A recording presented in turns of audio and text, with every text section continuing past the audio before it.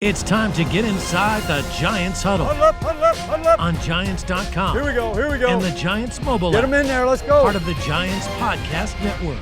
Welcome to another edition of the Giants Huddle Podcast, brought to you by PSE&G, energy efficiency for game time and anytime. Visit PSEG.com/Giants for discounts, rebates, and home energy assessments. This is our beat reporter mock draft on the Giants Huddle Podcast. We've done it every year the last 3 or 4 years. It's been a lot easier with the Giants picking like 7th. Not as easy this year. We got to go all the way to 25. And we are going to start at the top of the draft with the Carolina Panthers, who traded a lot of capital to get here to get exactly the player they want. And to talk about what they're going to do is David Newton, who covers the Panthers for ESPN. David, thanks a lot for joining us today. I know the Panthers are thinking quarterback here. Get a little deeper. What are their options and what are they thinking? Well, I think it's Bryce Young at this point. I mean, they moved up to number one, so they would have a shot at Bryce Young because they know the Texans had their eye on him. And they were also comfortable with two options if they got there with C.J. Stroud and Bryce Young. And I know initially C.J. Stroud got a lot of energy there, and as far as him being the number one pick because Frank Reich and his history of having quarterbacks in the 6'3" and taller range. But when you look at the big picture, I mean, Young kind of checks all the boxes besides height, and you got to start with his leadership and then go to his ability to process. I talked to Nick Saban when I was down at the Pro Day, and even General Manager Scott Fitter, and they both said his ability to process was off the charts. And something I keep going back to early in the process, this was over at the Combine, when I asked Scott Fitter about Young, and he said, you know, he's just chill.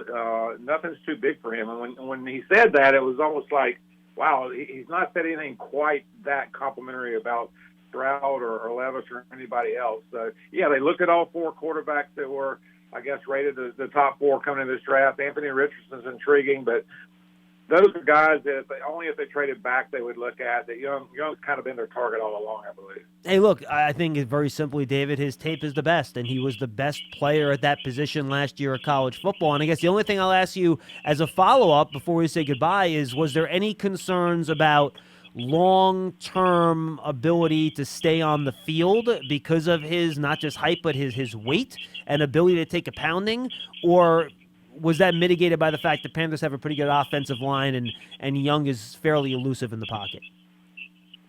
Well, yeah, there was concern, and there is concern. But when you look at that, I mean, there's going to be concerned about any quarterback at that point because you got 6'4", 5'3" quarterbacks that have had shortened careers. I mean, they can even go back to Cam Newton here. I mean, he didn't have a 10-year career here. I mean, he was really good for about 6 or 7 years, and then the injuries started to occur, and he was as big as anybody, but he did run the ball a lot. I think the ability of Bryce Young to avoid the big hits and to really make plays outside and inside the pocket is what makes him so attractive here.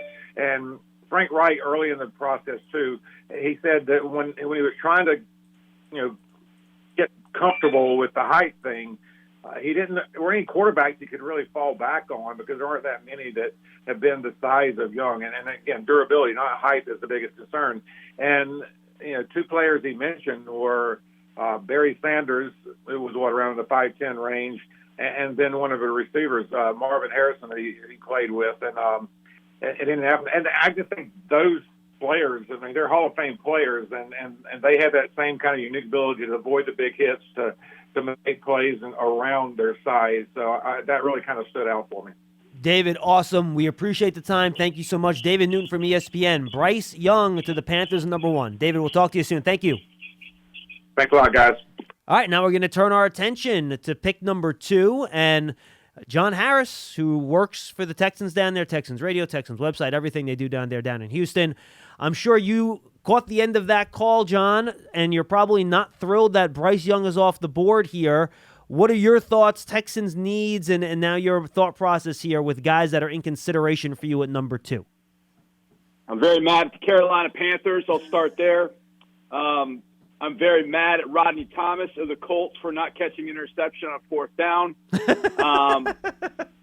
Let's see. What else am I mad at this particular point? I'm getting it all out. Thursday night's gonna be really interesting. We got our draft party out at Miller Outdoor Theater, which is this great spot here in Houston. and I'll be doing live radio for like 16, 17 hours all throughout the draft. And whenever the Texans, invariably, this will be my 10th year doing it, and whenever the Texans do something where the fans aren't totally sure, it's like I catch the brunt of all this. It's like they come to me and they start yelling at me. Like, I did it. And I'm like, welcome to my world, John. Welcome to my world. We have not had a lot of success the last 10 years. And you know who sits here and takes phone calls from angry fans for an hour a day? Yep. This guy. Yes.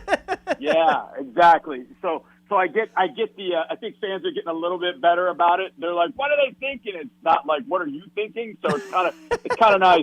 But, you know, we've been Team Mysterious seemingly like the last month in particular about, you know, what's happening here. And everybody thinks it's a quarterback. And all of a sudden there's been a lot of media speculation about it not being a quarterback. And, you know, C.J. Stroud might not be their guy. You know, there's David Mulugeta whispers because he's involved with C.J. Stroud. And obviously he was Deshaun Watson's agent. And there's all kinds of stuff going on with all of that. But it's pretty clear. I mean, you guys saw it up in East Rutherford last year.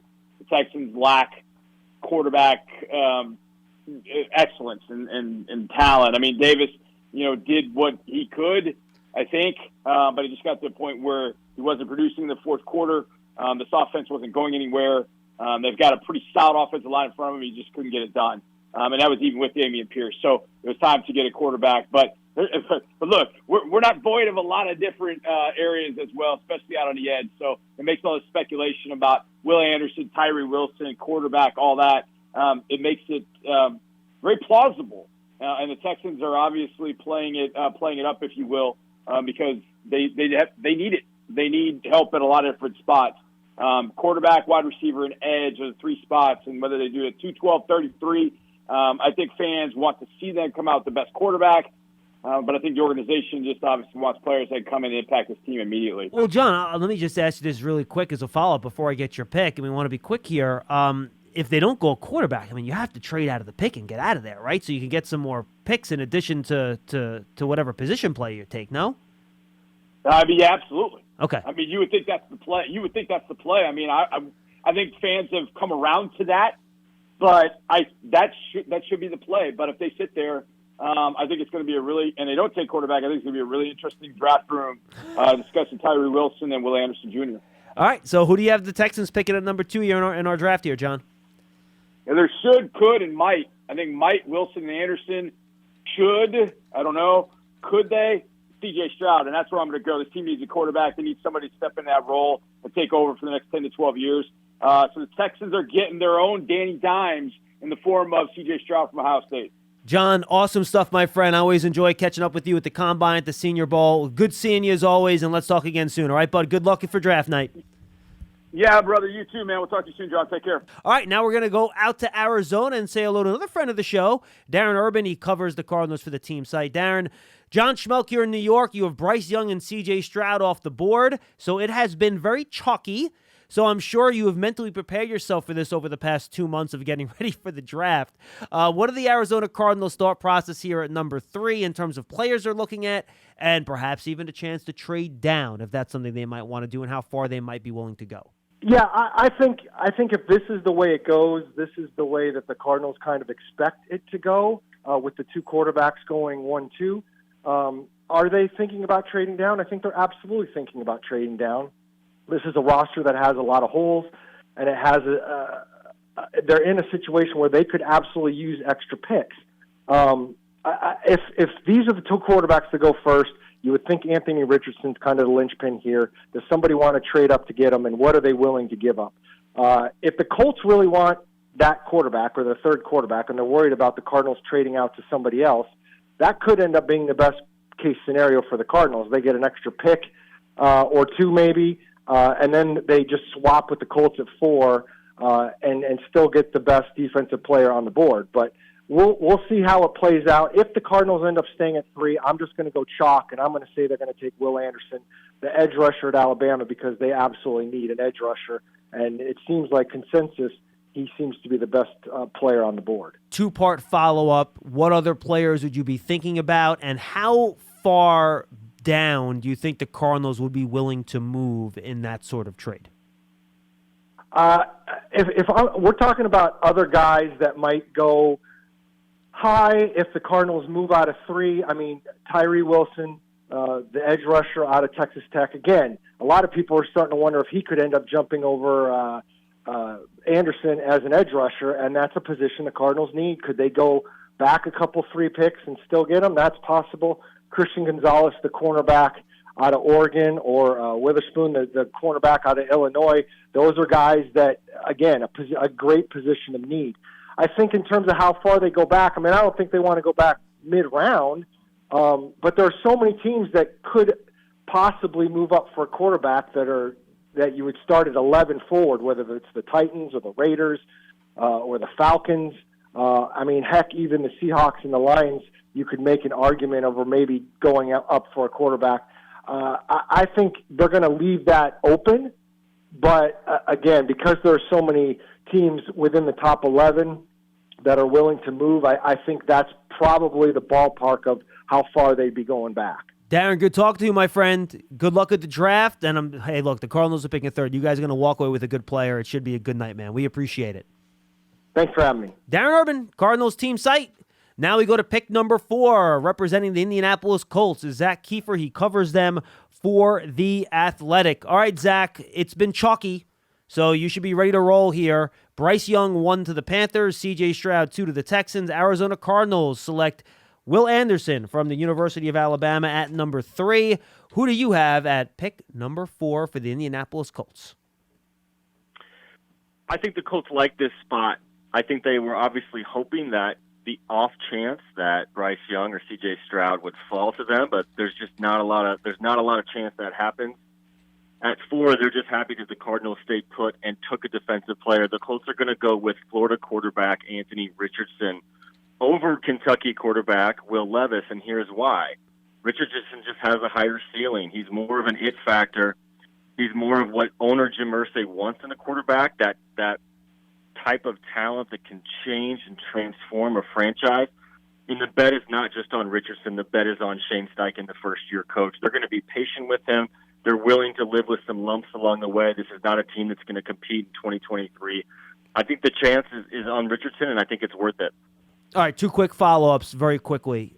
Richardson, are we talking sitting him for a year? Are they going to try to, mold this system to take advantage of his strength in his first year to mitigate the weakness? How do you think they're going to handle his development?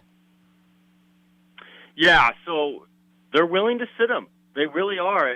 They should be. It's smart. And this is a long-term play. This is not a team that's ready to compete this year or probably next year. They went out and got Gardner Minshew. If they need to play him, they will. They're not ready to compete in the AFC with all these great quarterbacks in this conference. They're just not there yet. And so this is a long-term play. And Jim Irsay, for all the impetuousness and impatience from last year, he knows that. And Chris Ballard is on the record saying if he needs to redshirt whoever this guy is, they're willing to do that. They can play Minshew and they'll live with it. I think that's smart. Then the second question is, how anxious do you think the Colts might get over the next week or so, being worried that a team might jump them at 3, so they might look to work some type of minor deal with the Cardinals to kind of move up one spot just to make sure they get Richardson? Yeah, that's very real. That's very real. I don't think the Cardinals, if they do trade, will trade until draft night, right? Why would they? Why would they make a move now? Why don't they just wait until draft night until they get the best offer, and maybe a team reacts to whoever goes 1 and 2 and tries to jump them? The Colts need to play defense, right? They need to block out if they want to go get that quarterback. And this team has missed too many times in recent years on that position. This is not a time where you can sit back and just wait for things to happen and just hope it goes your way. You might have to block out. You might have to give the Cardinals a 4th or something to move up and get that 3 spot so you can get your guy, because Levis and Richardson are really different in my mind. And if you get the right one, that changes the course of your franchise. If you get the wrong one, you're going to be picking this high again next year. So I think it's important that they have that trade offer ready to go on draft night if they want to move up to 3. Zach, great stuff, my friend. Enjoy the draft. It should be fun. All right, thank you. All right, we thank Zach Kiefer from The Athletic. He selects Anthony Richardson to the Indianapolis Colts. Now, Richardson, Will Anderson, C.J. Stroud, and Bryce Young off the board. We head to pick number 5. That's the Seattle Seahawks. They have 2 picks here in round number 1. So we'll hear again from our next guest at pick number 20 for the Seahawks. He is Bob Condata. He covers the Seahawks for the Seattle Times. Bob, John Schmeelk here in East Rutherford. Your opinion and what are you thinking here is, if you're the Seahawks? First 4 picks off the board. Who are some of the guys in mind for you before you make your selection?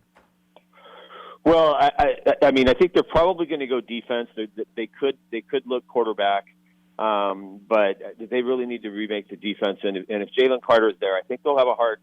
I mean, that's going to be a really interesting decision. Obviously, he's sort of the real. He's sort of the real quandary or conundrum of this draft, I guess, in terms of what you think for sure you're going to get from him, and you probably feel like you would be a little more secure in making that pick. But he's exactly what Seattle needs.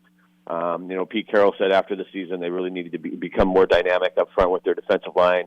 They've let a few veteran defensive linemen go during free agency, and they definitely have some holes to fill up there, especially having gone to the 3-4 with those three interior defensive linemen. So I think Carter, just his overall potential and everything, despite maybe some of the risk factors involved, I think he'd be a pretty hard guy for them to pass up there. All right, if it's not Jalen Carter, and we'll get your official pick in a second, who are some of the other players you would consider here? You mentioned potentially Levis, but also some of the other position players you think the Seahawks could be in the mix for.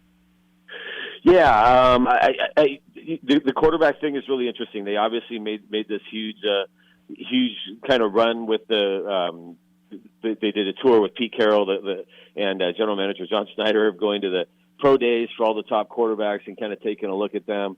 In your draft, you obviously have Bryce Young and then Anthony Richardson unavailable. So, that maybe kind of leaves Will Levis as the next guy there. And would they really kind of consider him?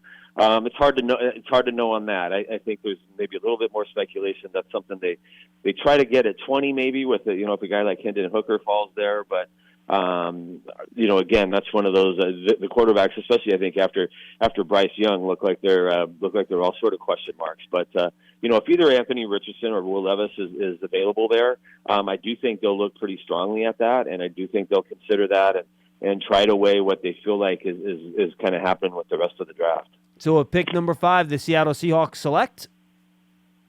I'm going to go with Jalen Carter. I just think for the reasons I stated, just sort of the needs they have. They really struggled on defense last year. They switched to a 3-4 under a first-year defensive coordinator, Clint Hurt. For now, they seem pretty committed to that, despite the issues they had defensively last year. And they were far worse on run defense last year than they had been the year before.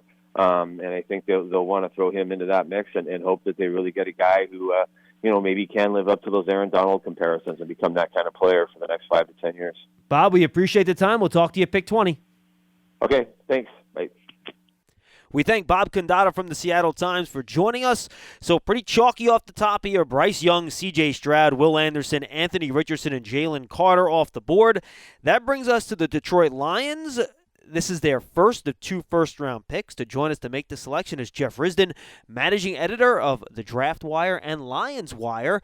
Jeff, we're going to get you twice in this mock draft with the plethora of picks that the Lions do have.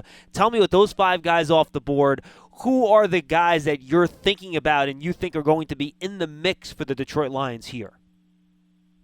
Right here, you're obviously looking at any of the quarterbacks that are left. You're looking at defense primarily, though, whether it's a cornerback like Devon Witherspoon out of Illinois, Christian Gonzalez from Oregon, Tyree Wilson, the defensive end from Texas Tech, certainly makes some sense as well. I think that's sort of your candidate pool there. I don't think you're going to be looking at offensive line or wide receiver or linebacker or anything like that. I think that's pretty much your candidate pool. Any thought of quarterback this early?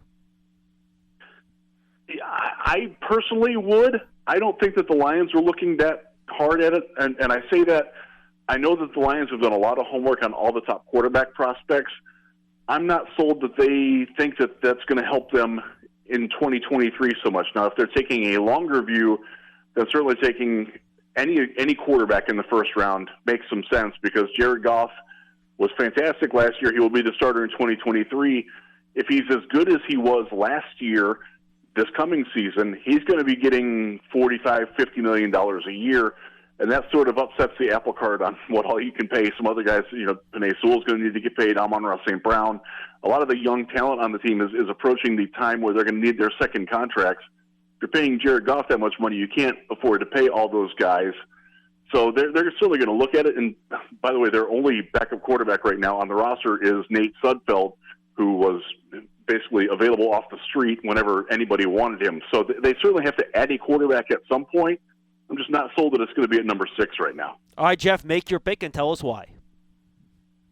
I'm going to take Illinois cornerback Devon Witherspoon. I think he's a fantastic fit for what the Lions want to do. He played incredible in press man coverage. The Lions play more press man coverage on the outside than any other football team by a fairly wide margin under defensive coordinator Aaron Glenn. He's got that dog in him. They're looking for that. They haven't had really the alpha dog cornerback since they traded away Darius Slay mistakenly a couple of years ago to Philadelphia. They've been looking to replace him ever since. Jeff Okudah wasn't the answer. I think Devon Witherspoon, who, by the way, is the exact same size as Darrelle Revis was when he came out of Pitt, I think he fits the bill. Checks pretty much every box you could want for the Detroit Lions. Yeah, and I wonder if Aaron Glenn sees himself in the mirror a little bit, too, when he takes a look at Devon Witherspoon with the type of corner that he is. Jeff, good stuff. We'll talk to you later in the first round. Thank you. We thank Jeff Risdon, again, from the Lions Wire and Draft Wire for making that pick. Devon Witherspoon, cornerback out of Illinois, to the Lions. Now the Raiders are up, a team that I think Vic Tafur from The Athletic needs some defense here, or are you thinking quarterback? Give me kind of the player pool that you're thinking about in this scenario for the Las Vegas Raiders at number 7. Well, I think this is the way it plays out. I think I'd probably trade down. I think a team would probably move up and get Will Levis. I don't think he's our guy. We need defense, like you said. So I think we trade down and get some more picks and address defense that way. Would there be a consideration at some point to trade up if maybe a specific quarterback, and you tell me if there is a specific one that the Raiders do value higher in the draft? I do think if Stroud fell to 3, I could see them making some calls, and that'd be the guy they want. Or Bryce. I think Bryce Young won't drop, but I think if Stroud were to fall to 3, that might be a guy. Even then, I think there's still the price probably too high to pay. They have so many needs on defense and around the roster. Trading multiple picks for a higher pick may not be the best way to go. Where do you think are the most dire needs on defense right now? I think cornerback. I think I love Witherspoon, who just went. I think Christian Gonzalez is the other guy I like a lot. Joey Porter. So some great cornerbacks in this draft. I think they also need help at linebacker and also in the middle up front at D tackle. So pretty much everywhere on defense. All right, so this sounds like a best player available situation for you, Vic. Make the pick. The Las Vegas Raiders at 7th overall in our Giants Huddle Reporter Mock Draft Select. That goes Christian Gonzalez, the cornerback out of Oregon. I think he's a big-time playmaker. Has all the traits you want and skill size, and I think he's a good player. Vic, awesome. We appreciate the time, my friend. We'll talk to you down the road. Enjoy the draft. All right, man. Take care. We thank Vic Tafur from The Athletic for making that pick for the Las Vegas Raiders. They select Christian Gonzalez, cornerback out of Oregon. Now we head east and south to the one and only D. Orlando Ledbetter. He covers the Falcons for the Atlanta Journal-Constitution. D, Falcons here at number 8, second year of a new regime. What's the player pool or positions that you think the Falcons are looking for here at number 8? They're looking in the trenches. They've done a rebuild there on both sides of the ball. And, at the number 8 pick, they went with offensive weapons the last 2 years. So, this year we're thinking, they're going to go big, either D-line or offensive line. We just had 2 cornerbacks go off the board. Would that be perhaps an option for them here as well? No, I don't think so. They're going to they didn't like this quarterback class that much once you get outside the first 2. And they took one last year, and they're ready to see what they can do with Desmond Ridder. How about cornerback on defense? On defense, 2 just went, Gonzalez and Witherspoon. Those are the top 2 guys. They think you can get a cornerback later in this draft. There's some quality at that position. So I don't think the third quarterback will be in play at this point. All right, so let's look at the trenches. For the 8th overall pick in our Giants Huddle Reporters Mock Draft for the Atlanta Falcons, D. Orlando Ledbetter selects Peter Skoronsky, offensive tackle, Northwestern. The guy with the short arms who might have to play some guard here in the National Football League, but he's the best lineman in the draft, and he's there for your taking at number 8. The Falcons have a big hole at left guard. He can step right in there and then maybe bounce back out to tackle when Jake Matthews gets done playing. Well, the Falcons are to run the ball. This will help them do it. D, we appreciate the time. Thanks so much. Yeah, no problem. Thanks a lot. Take care. We thank D. Orlando Ledbetter from the Atlanta Journal-Constitution. Again, Peter Skoronsky, guard tackle combo player from Northwestern, goes to the Atlanta Falcons. We head to the NFC North now. We're joined by a friend of the program, Tom Thayer. He's the radio analyst for Bears Radio, and he will be making the Bears selection at number 9. They, of course, have this pick because they traded out of that number 1 spot with the Carolina Panthers for a slew of draft capital.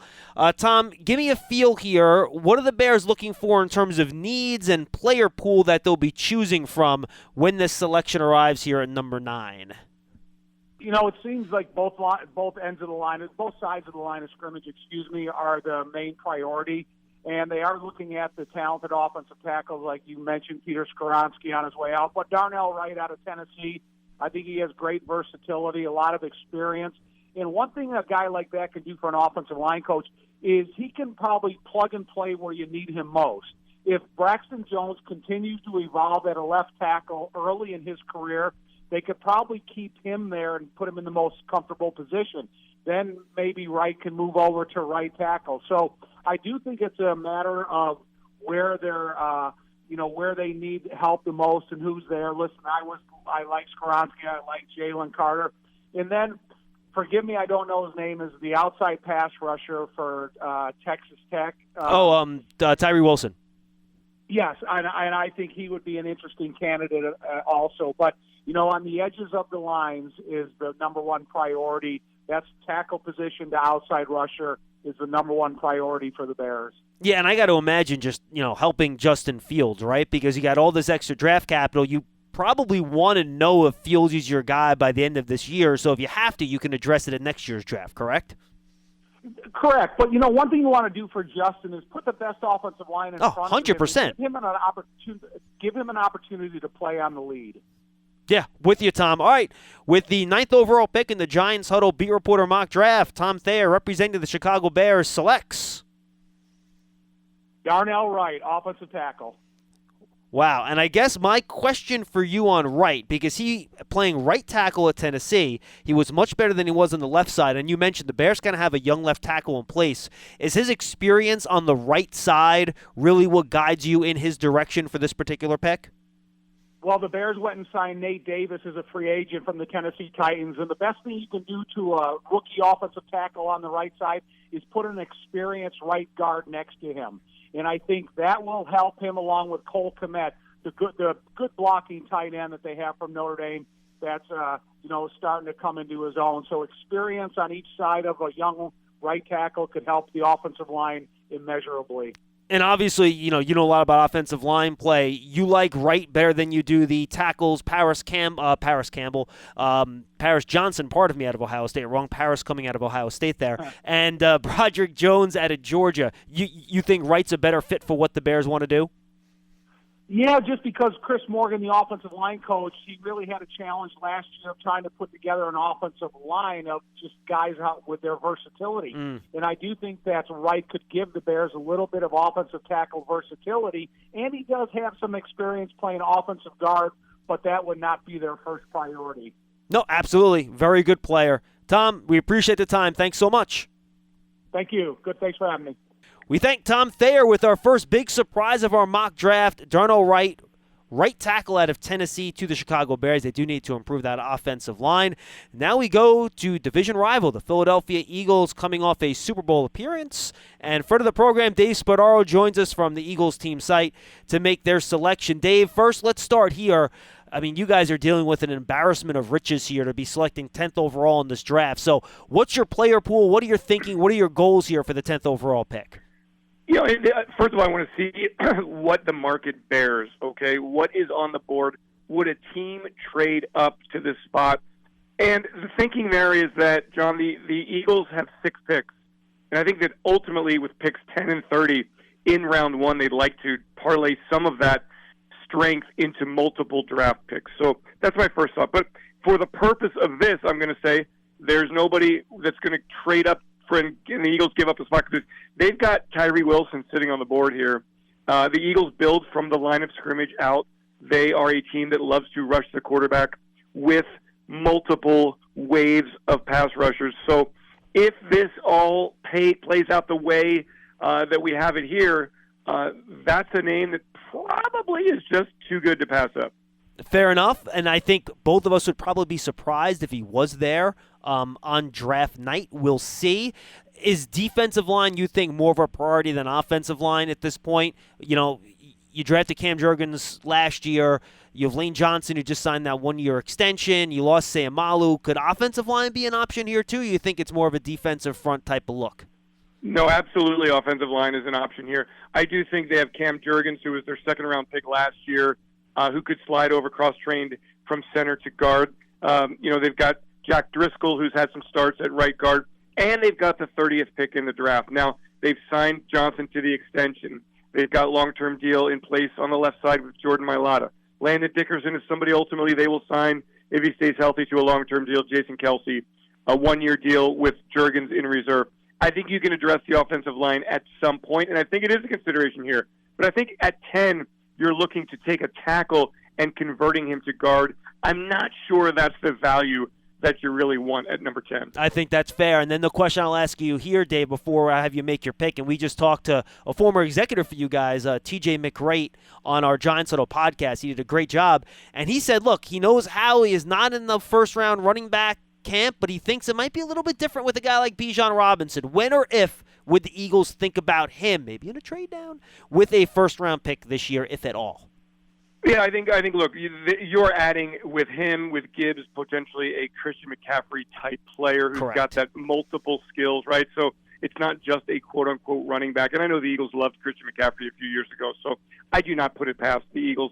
I think the definition of insanity is repeating things over and over and over, and I don't think Howie does that. So, and Jeffrey Lurie speaks very highly of how offenses are so important in the NFL.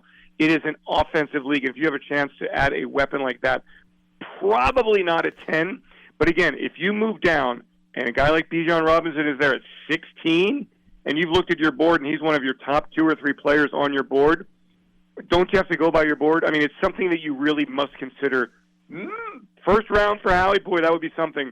But at some point early in the draft, absolutely. So it's a consideration. He's an extraordinary prospect, but it just speaks to the way the offensive, that running back position has been reevaluated in the NFL, and that's unfortunate. I think, look, the Giants are happy they've gotten Saquon Barkley, and he's been healthy, and how critical he was last year to their success. And when he's been on the field, he's been absolutely fantastic. If you can get 5 years out of a great running back, that's pretty darn good. So it's a consideration, but not a 10. Yeah, and I'll tell you, Dave, as an opponent, just imagining trying to stop that running game with that offensive line, Jalen Hurts and Bijan Robinson, that is a nightmare scenario for other teams in the NFC and East. Also move him as a receiver, and that makes it even more dangerous. 100%. All right, with the Eagles' first pick in the first round, Dave Spadaro selects.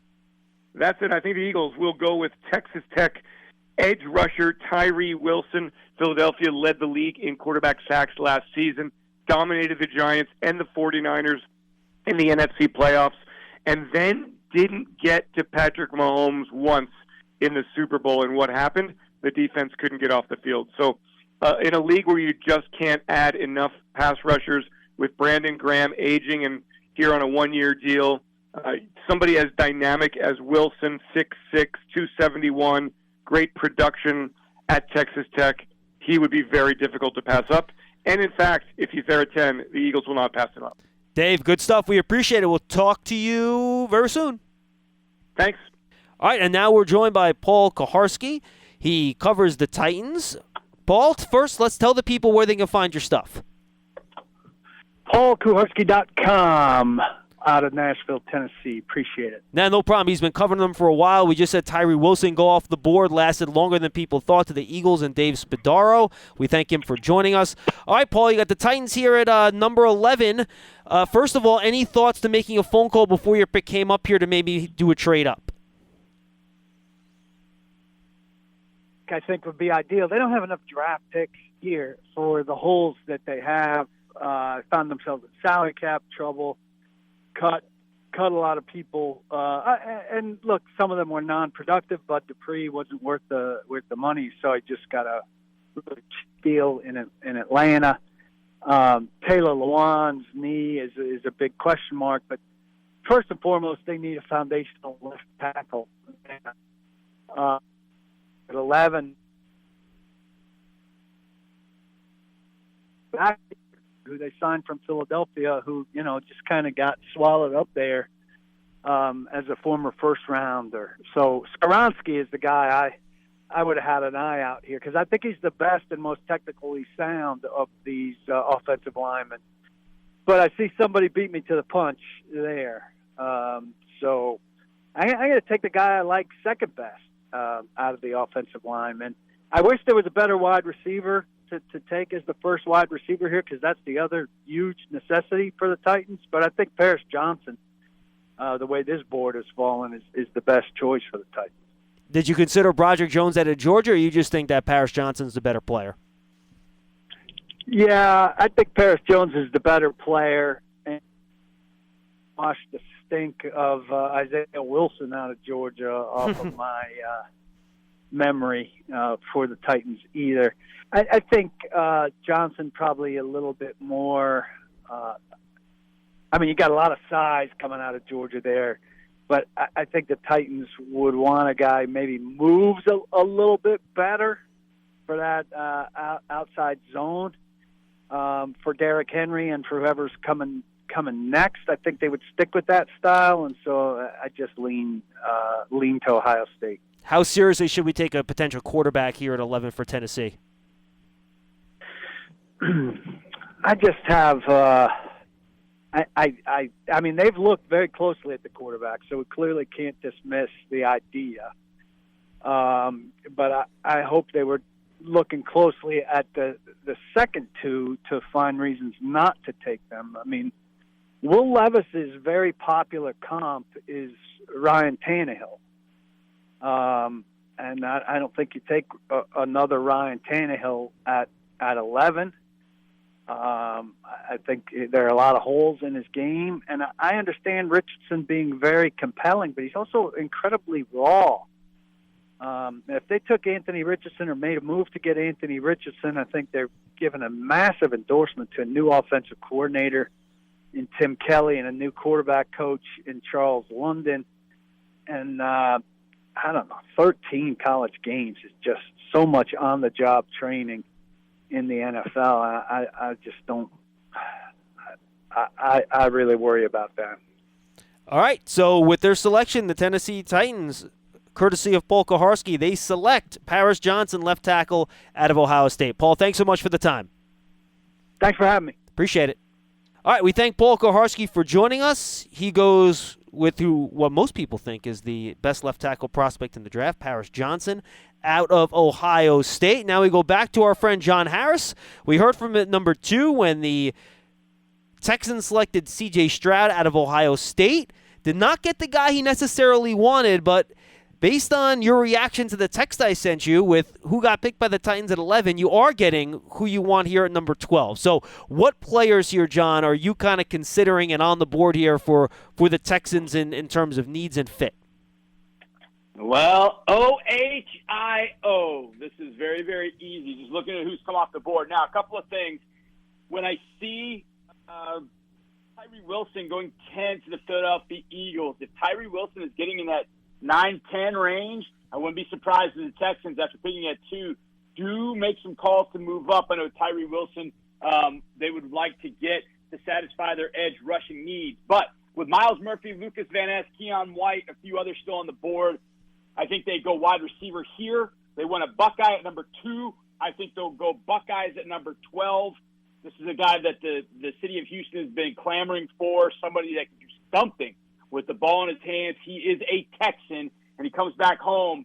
At number 12, John, I'm going with Jackson Smith and Jigba, coming back to the Texans wide receiver corps. Now, was this the easy wide receiver pick? Because I know there are some different opinions out there on who the true number one wide receiver is in this class, and you guys do have, again, he's recovering from cancer, but you do have a guy that was very successful in the slot in terms of John Mechie already on the roster. So was this the easy wide receiver pick just because of the Ohio State connection, or what? No, I think it's just John, you saw our receivers last year, and then you take Randy Cooks out of that mix.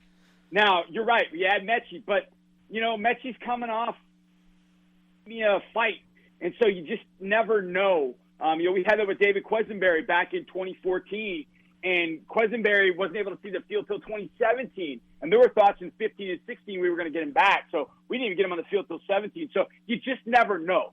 And at that point, this team needs more guys that know what the heck to do with a pigskin in their hand. They don't just catch it and fall down. They don't just make a catch on the sideline. JSN's going to make the catch, and then he's going to make something happen. He's electric in space. This team just doesn't have anybody that an opposing defense goes, you know what, that guy scares me a little bit. Now, we've got Damian Pierce, and that helps. That definitely helps. But now you've got JSN, you add to the mix, and now defensive coordinators go, okay, man, they can do some stuff. And here's the other thing, too, about JSN. Even though he played the majority of the time in the slot at Ohio State, that's because he was playing next to Chris Olave and Garrett Wilson. The last I looked, those dudes are pretty good. And then at the beginning of this year, he's playing next to Marvin Harrison Jr. and Mecca Ibuka. So he played in the slot because he was probably the best to do that. But all those receivers have admitted the best athlete of the bunch. Well, athlete, Stroud, that helps too. But to me, this is the pick that everybody in Houston really wants. Outside of a quarterback, they want JSN to be part of this offense. So I'm taking him right here at 12. John, good stuff. We appreciate it. And you have a lot of picks here, so you're going to have a busy few nights. Hopefully you'll get some happier phone calls this time as opposed to what happened at number 2. Yeah, exactly. Thank you, John. We thank John Harris again. Texans radio down there does a great job. A couple of picks there. He goes double Ohio State with C.J. Stroud at 2, and then his throwing mate Jackson Smith-Njigba at number 12. Number 13, we just go a little bit west to Florham Park, and we say hello to Brian Costello. He covers the Jets for the New York Post. Brian, Jets sitting here. I'm sure they're not thrilled that 3 offensive linemen have gone off the board. We know that's a need for them.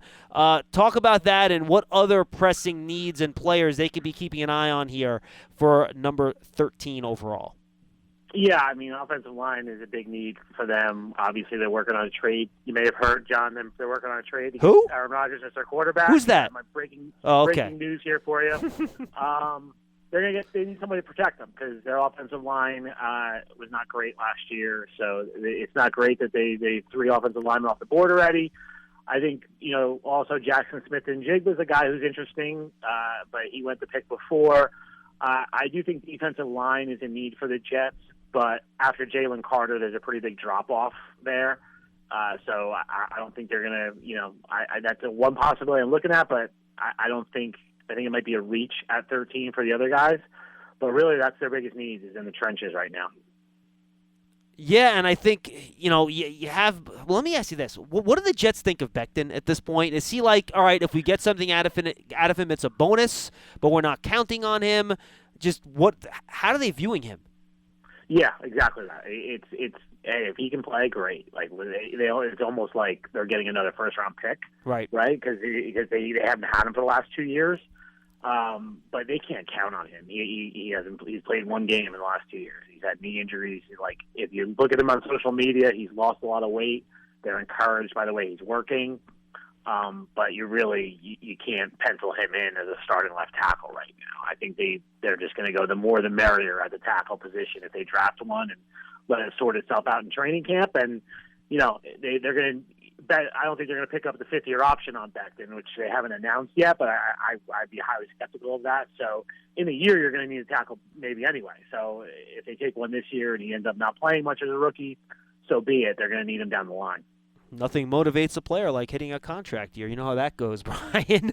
All right, so let's have it. Jets here with pick number 13 in our Giants Huddle Reporter mock draft. The New York Jets, courtesy of Brian Costello of the New York Post, select. I'm going to take Georgia tackle Broderick Jones for the Jets. Like I said, the offensive line's in need, and pretty much the other guys that will be on my board are gone already. But I think Jones is worth the number 13 pick, and bring him in. He had a great career at Georgia. A lot of guys view him as the top tackle in this draft, or if not, the number 2 tackle. He's kind of a different guy than Becton. He's thinner. He's a thinner frame, but I do think, like I said, I think the Jets are going to go out there. They have Mekhi Becton, they have Dwayne Brown, they have Max Mitchell, who they drafted last year in the 4th round, and then throw in Broderick Jones, and you can have a nice little competition to see who is both the left tackle and the right tackle. And you need to figure that out, and they got to make sure that their soon-to-be 39-year-old quarterback is protected back there. Hey, and look, Jones is a great athlete. You get him on some of those outside zone runs with Breece Hall. I think you might have something cooking there. Brian, good stuff, man. We appreciate the time. Best of luck. All right, thanks, John. We thank Brian Costello from the New York Post. The New York Jets select Broderick Jones, left tackle out of Georgia. And now we go to their division rival, the New England Patriots. And to make the selection for them is friend of the program, Mike Reese from ESPN. He did this for us a couple years ago. He rejoins us now. All right, Mike, Patriots here selecting at 14th overall. What are the kind of thoughts that you have heading into this pick, positions of need, and player pool that you're considering here for New England?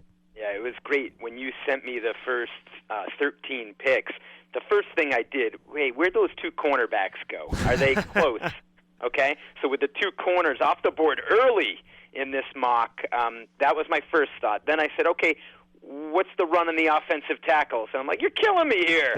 They're all off the board. Or not all of them, but, and so that sort of led me to a couple different thoughts, because I do think corner, offensive tackle, receiver, which I know is a hot-button topic out your way, tight end, or really any defender.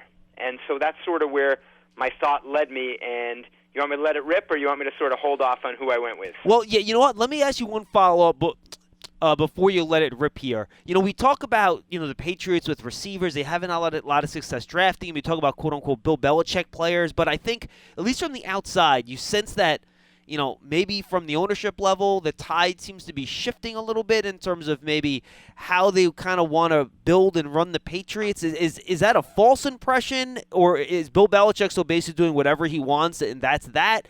Just kind of how's that working up there where we're kind of seems like we're creeping towards the end of an era a little bit? So I don't know if I would go that far, but what I would say is last year, Bill Belichick's unconventional decision with his coaching staff offensively, and specifically, entrusting 2 coaches sort of lead the way there that didn't really have a primary background on offense in Matt Patricia and Joe Judge, didn't produce the results that anyone wanted. And Bill Belichick has said that last part himself. And so I think what you saw was the owner, Robert Kraft, basically saying, look, this is where I just need to step in and let my fans know, like, we're not coming back and doing the same thing again. And I think some people have looked at that and said, whoa, is Kraft putting the hammer down on Belichick? Honestly, I believe Bill Belichick would have come to the same decision himself. Right. He just probably wouldn't have announced it. So I think that's sort of where we are right now. Fair enough. All right, let's rip. We got the New England Patriots 14th overall in our Giants Huddle beat reporter mock draft. Mike Reese from ESPN represents the Patriots. I'm sure Bill Belichick handpicked you, Mike, as his most trusted lieutenant in this situation. Who do you select? Well, I don't know about that last part, and I don't know if I'm going to get my pick right, but I'm very intrigued by the player. We're going with Nolan Smith out of Georgia. Guy can do a little bit of everything on defense, and when we think about Bill Belichick, and Giants fans know this well, what does he love? Versatility, smarts, high football IQ, and it looks like Nolan Smith checks those boxes. I will tell you, I don't want to sort of offset my pick. I mean, I'm a little hesitant based on the physical measurables. They don't jump off the page to me in terms of like the 6'2", 238 to say that's a Patriot type linebacker edge type guy. But I'm going to roll the dice and say that he's a blue-chip type guy that they could work with. Mike, excellent stuff. We appreciate the time, and best of luck this offseason. Thanks for having me. That's a lot of fun. We thank Mike Reese from ESPN. He selects Nolan Smith for the New England Patriots. Edge rusher, linebacker. Bill Belichick loves those linebackers. He adds one there. Now we head to the NFC North and the Green Bay Packers. They have not transitioned off their quarterback yet, though I suppose that could be imminent. And to join us to talk about what they might do in the draft is Pete Doherty. He's with the Green Bay Press-Gazette, making the selection today for the Packers. So kind of a year transition here, Pete. So what are your thoughts as the Packers start thinking about this pick here with who's off the board, needs, and what players are they, you think, really going to have in their consideration with this pick? Yeah, they're like a lot of teams. They've got multiple, pretty big needs. So, the best guess is they'd go with the best guy. He could be at any of, 4 or 5 positions. But pass rusher is way high on that list. With Rashawn Gary coming back from ACL, Preston Smith's 31. They don't have a lot behind those guys. So with the rushers who are still available, I'm going to go with Lucas Van Ness from Iowa. Somewhat of a local kid, at least in that Midwestern type of area.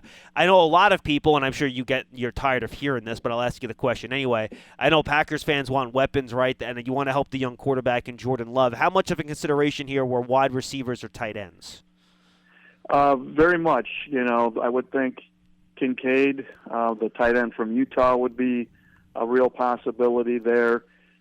They've had, so much success drafting receivers in the second round and later that I think they'd have to feel like somebody was pretty special to take that position in the first round. And maybe they will. If they see Kincaid as a George Kittle type talent, then, he'd be awful tough to pass up. But pass rushers are kind of like tackles. Of course, you can find really good players at any position anywhere in the draft, but your best, you have a much better shot going early and going for upside, and so that's the kind of pick that Van Ness would be. I think Miles Murphy, I think he's still on the board too. I think he'd be a possibility there too.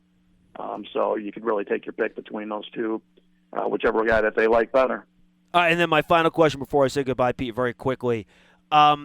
Any consideration here to tackle, only because David Bakhtiari's dealt with so many injuries? I know there's not many left on the board here, so maybe not in this configuration, but would that be a consideration, you think, for the Packers trying to shore up that offensive line long-term?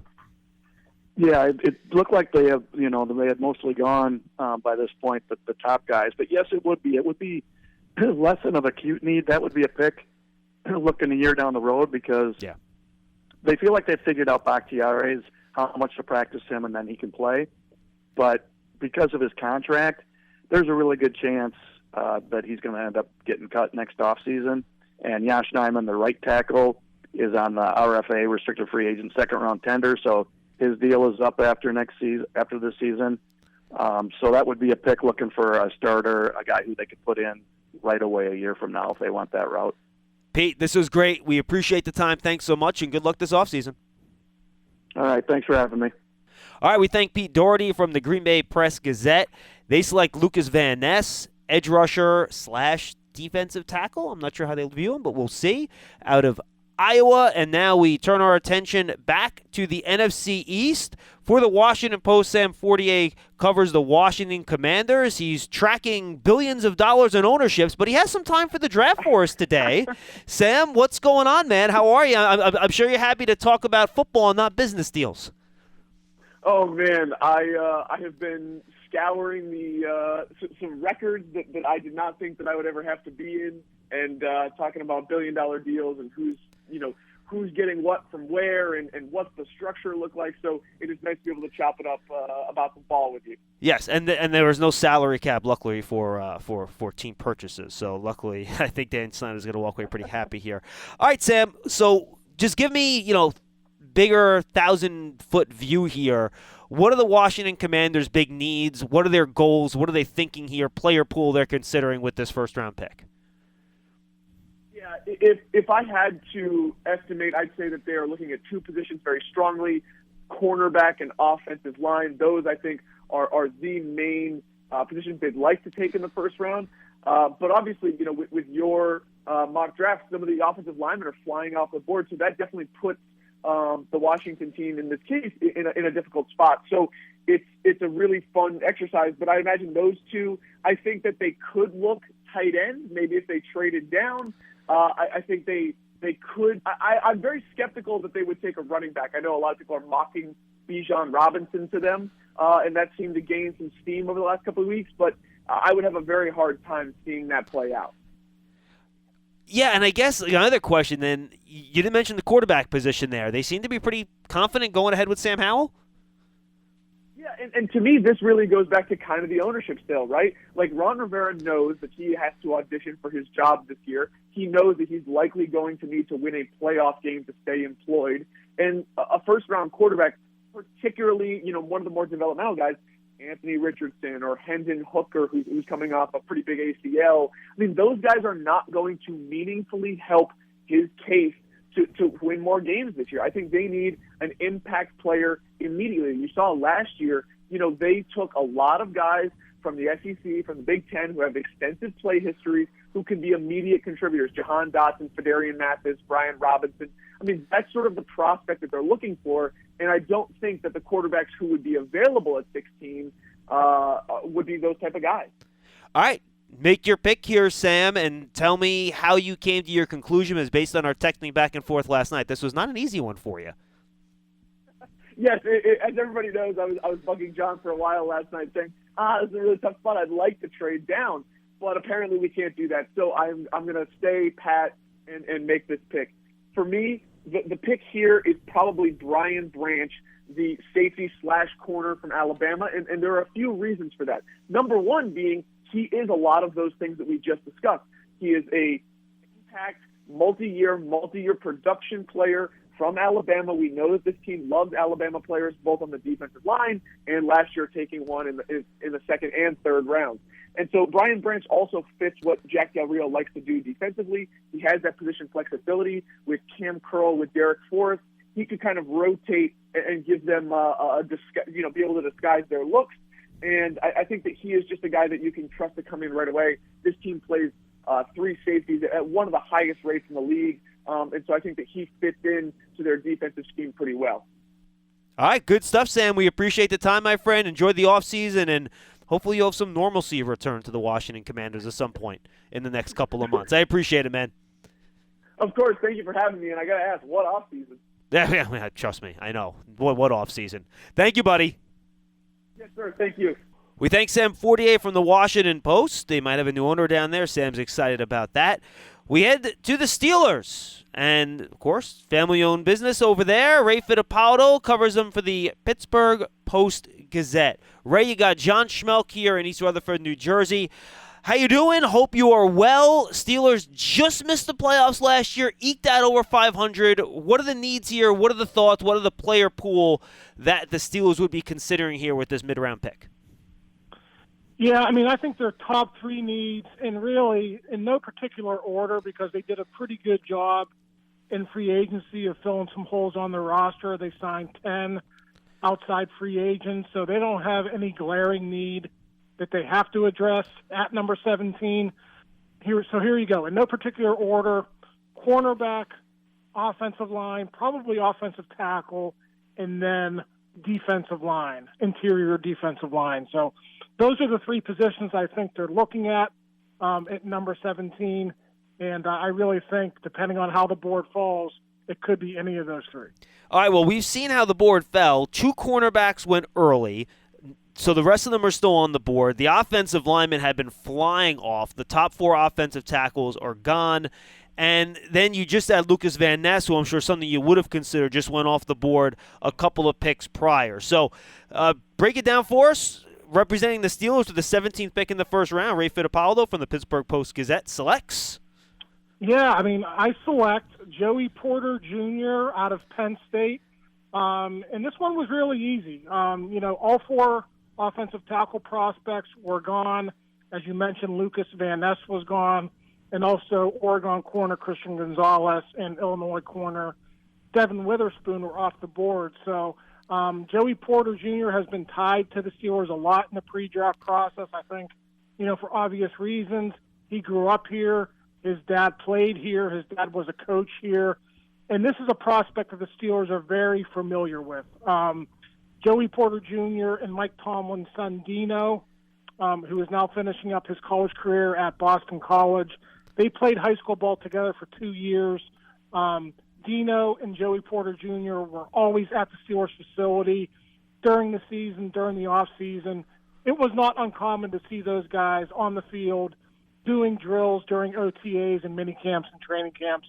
So this is a prospect they're very familiar with, and I think if the board breaks the way that it did in your draft, I think Joey Porter Jr. will be a Pittsburgh Steeler. Oh, really quick follow-up. Of the guys still available besides Porter Jr., it sounds like it was a pretty easy pick for you. Who else was in consideration that was left that you think the Steelers might have interest in? That was still on the board. Yeah, I think they're very interested in interior offensive linemen as well. They had Osiris Torrance in for a visit. They had Minnesota center John Michael Schmitz in for a visit. TCU Steve Avila in for a visit. But, I think those guys are going to be targeted more, say, late first round, early to mid-second round. And I think the Steelers can get one of those guys because they have the first pick in the second round. So, I mentioned offensive line being a big need for this team. It is, but I don't think it's going to supersede them taking an interior offensive lineman over another need, which is cornerback at number 17. Yeah, the Steelers, I'm sure, very happy about that Chase Claypool trade over the next couple of weeks. Absolutely. Ray, good stuff, man. We appreciate the time. Thank you so much. Good luck the rest of the offseason. Thank you, John. Appreciate it. Joey Porter Jr. to his dad's old team, the Pittsburgh Steelers, courtesy of Ray Fittipaldo from the Pittsburgh Post-Gazette. We thank him for joining us. We're back to our buddy Jeff Risdon from DraftWire and Lions Wire at pick 18. Lions, with the 6th overall pick in the draft, selected Devin Witherspoon, cornerback out of Illinois. We're rejoined by Jeff Risdon, who obviously does a lot of draft stuff with us as well. Jeff, before we get to the Lions here, just your thoughts on kind of what we've seen here through the first 17 picks. It's interesting that so many cornerbacks and defensive backs have gone. I kind of expect that, but it's still a little bit stunning to see when you look at like wide receivers. There's some edges that are still on the board that I think a lot of people probably have expected to go. A lot of offensive line off the board too, right? Yeah, it looks like there's still a quarterback on the board that I don't think many people expect to be there. So it's always fascinating to see what wrinkles happen that we don't necessarily anticipate. And in this one, those are the ones that stand out to me. All right, so what are the Lions thinking here? They got a cornerback with their first selection. They're up here at 18. What are the needs now, and what's kind of the player pool you're thinking about, Jeff? Yeah, so they're still in need of a defensive tackle, defensive line help. They have a pretty strong edge group right now that's young, but if they can add somebody else to that, I think that makes some sense. Off-ball linebacker, this is absurdly early for them to take one of those, especially given the class that there's in, but they do absolutely need one of those at some point. Wide receiver is certainly something to consider, but this honestly where they're at in the draft right now. They're drafting for 2024, 2025, and beyond. So this pick will be made with more of a longer-term look than something who's this. I'll tell you, it doesn't really much matter who I pick here. I don't think this player is going to start in 2023. And for the Detroit Lions, that's stunning that you're going to have a first-round pick that isn't expected to start right away. That's the new life that we're experiencing, and it's a very good life. All right, so let's make the pick here, Jeff. Who do you select for the Detroit Lions? I'm gonna go a little bit off script from where I expected to go, but Bijan Robinson's still on the board. Whoa! I think he's the third best player in this draft. So this, I'll explain a little bit. DeAndre Swift is going to be a free agent after this season, based on his injury issues, and I don't want to dog Swift, but they expected more from him. They signed David Montgomery this offseason, but if you can get a true impact player, I think Bijan Robinson is as good as any running back since Saquon, and he might actually be better than Saquon. And I don't mean that to slight Saquon at all, because I think he's fantastic. If I can get that player with this pick, I'm going to do it. So it will be Texas running back Bijan Robinson. All right, see, now the way you previewed that, I thought you might go quarterback and select Will Levis. Was that a consideration for you there? It would be, but I'm really not high on Will Levis at all. I just don't see what a lot of other people see in him. He's not for me, and I don't think the Lions would see it that way either. I think they're going to wait till day 3 to take a quarterback, a guy like Clayton Tune or Aiden O'Connell or somebody like that, Jaron Hall maybe. I think that's the range where they're going to be looking at quarterbacks. So, it crossed my mind. If it would have been any of the other quarterbacks, I think I would have strongly considered it, but I'm just really not a Will Levis guy, so I'm going to pull some editorial pull there and say no. You're making the pick. It sounds good, Jeff. I appreciate the time, man. Thank you so much. Thanks for having me. We thank Jeff Risdon from Lions Wire and Draft Wire with his little quick draft commentary and then his selection of Bijan Robinson to try to superpower what was already a pretty impressive Detroit Lions offense last season. And now we head down to the NFC South, and the Tampa Bay Buccaneers, just 2 years removed from a Super Bowl championship. Now they're in somewhat of a, I'm not going to call it a rebuilding process, but certainly a retooling process without Tom Brady at quarterback. And to talk about it is Scott Reynolds, who covers the Bucs for Pewter Report. Scott, thanks for doing this for us, man. What are the Bucs' major needs, you think, here? Where are they organizationally? How are they trying to build when they look at this first-round pick in the draft? Jason Light has had tremendous success drafting offensive linemen and doing so with premium picks. The most latest one is probably his best pick, Tristan Wirfs, who was a first-round pick in 2020, the right tackle out of Iowa. He quickly became a Pro Bowler and an All-Pro, and is really the cornerstone of this Bucs offensive line that does need some retooling. Back in 2015, Light used 2 second-round picks to draft left tackle Donovan Smith and offensive guard Ali Marpet, who became a Pro Bowler. Both those players, along with Wirfs, helped the Bucs win Super Bowl 50 in 2020. So with Donovan Smith being jettisoned this offseason after having a bad year, they need some help along the offensive line, and they probably need a left tackle. And so when you look at the players that have been selected so far, Skronsky, Darnell Wright, Paris Johnson, and Broderick Jones, it makes sense for the Buccaneers to use the number 19 pick in the 2023 NFL Draft to select Oklahoma left tackle Anton Harrison. Interesting. Very strong offensive line. I agree. I think that's a smart move here for Tampa where they are. What other positions would have been in the mix here? Did you think about Will Levis? If they don't go O-line, what direction do you think they could go? I think edge rusher, when you look at Shaq Barrett, who's now 30 years old, and kind of coming off of a down season. It was cut short due to an Achilles injury, but he only had 3 sacks in the first 8 games, and that's an awful lot of money you're paying him at $17 million per year for scant production. And the team is concerned that, at, again, age 30, he'll be 31 in November, coming off that torn Achilles, if Shaq Barrett can return to form.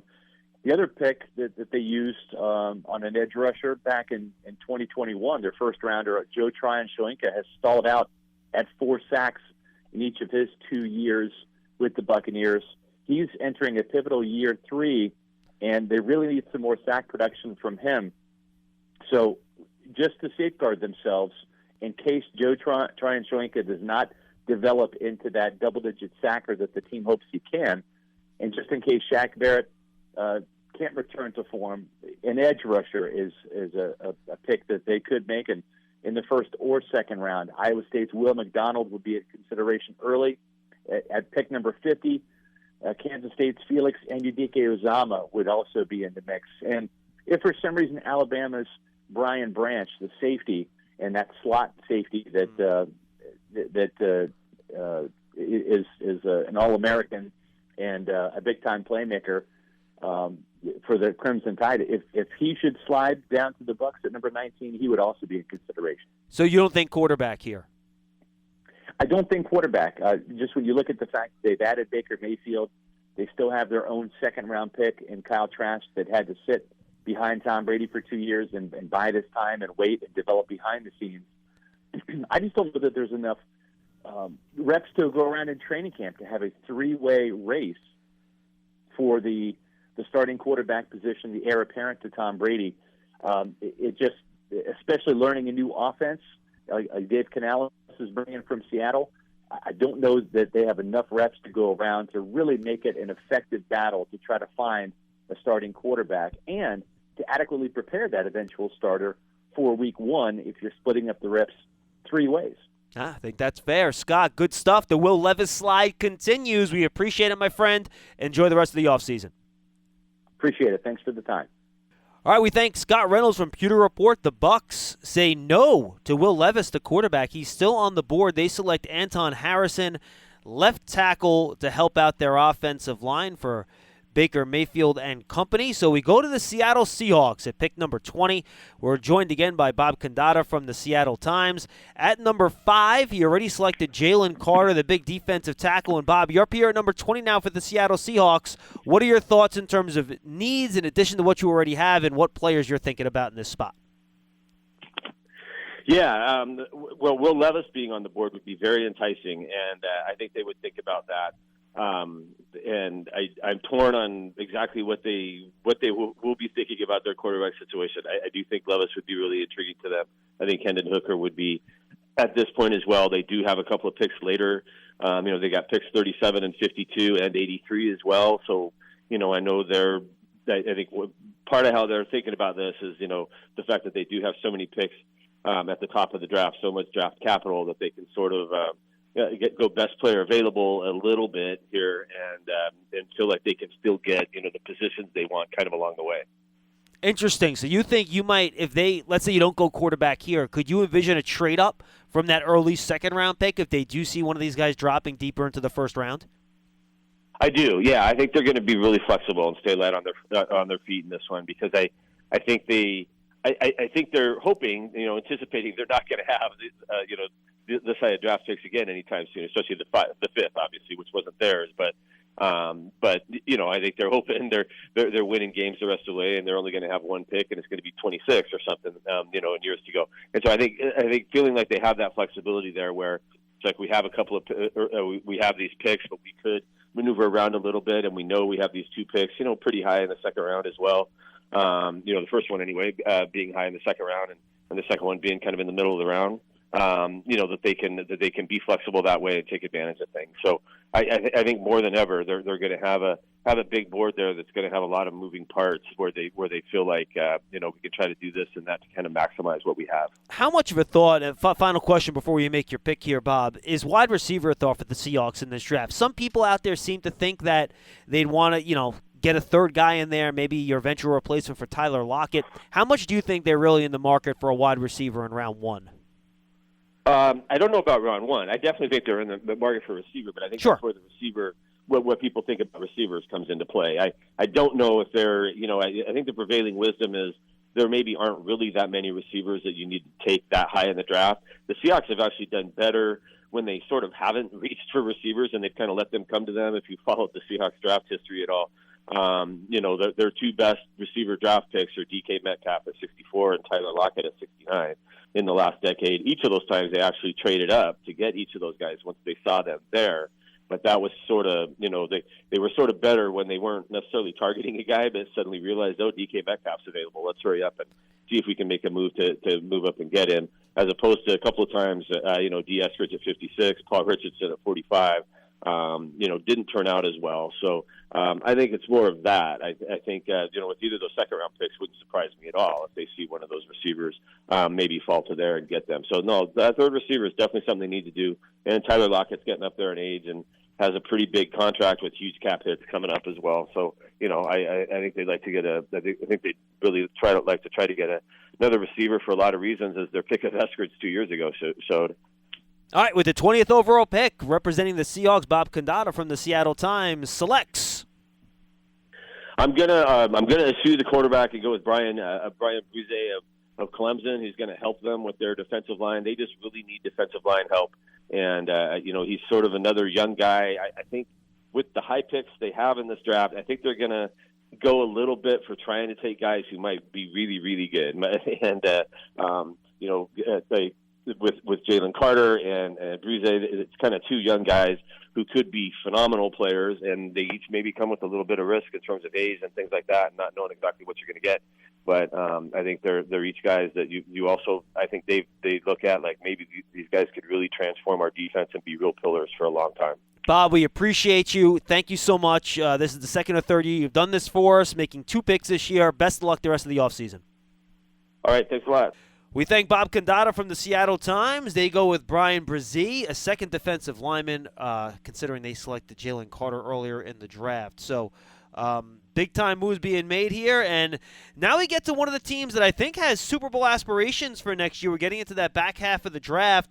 The Los Angeles Chargers, and joining us to make that pick is Matt Money Smith, who's play-by-play man for the Chargers out there in L.A. Matt, tell me kind of what the main goals are for the franchise in this draft, and what are the positions and kind of player pool that you're thinking about here for pick number 21? Well, I think for the team, best case for them would probably be to trade back. You know, there's a quarterback sitting there, maybe Will Levis slides or someone gets smitten with Hendon Hooker because they just need youth. They've got way too many veterans on this roster, and they need more depth. So I think ultimately if Tom Telesco could pick up a pick or two or maybe even a future one, depending on how far he went back, that would be best case for him. The way the board is stacked, you know, as it's presented to me now, I think there's probably going to be a bit of a tug of war between Tom Telesco and his head coach, Brandon Staley, for offense versus defense. But I just have to believe, having watched this team year in and year out against the Kansas City Chiefs, Justin Herbert routinely puts this team up by 3 or 4 points in the final 3 minutes of a game, only to watch Patrick Mahomes march down the field and get the game-winning score. So I think it's adding more offense, just giving Herbert as many weapons as possible. And perhaps there's a little bit of West Coast bias in it. For me, I was fortunate on our bye week to call the USC-Utah game, and I watched Dalton Kincaid look like a college version of Travis Kelce. He was the only guy that was doing anything on that Utah offense, and SC threw everything they could at him defensively, and it just did not matter. He had darn near 300 yards and a few touchdowns, and I think adding a weapon like that to Mike Williams, to Keenan Allen, to Austin Eckler in the backfield, they've already kind of got their offensive line solidified after drafting that position in the first round the last 2 years. So I would give him one of those sort of queen on the chessboard pieces. You're going to cover him with a linebacker or a safety and give him just a really versatile, athletically just superior tight end in Dalton Kincaid. Hey, and I love Dalton Kincaid too. He would probably be my big pick here as well, Money. But I'll just ask you this as a follow-up. Jackson Smith-Njigba, the only wide receiver that's been taken. So you have your choice of everybody else.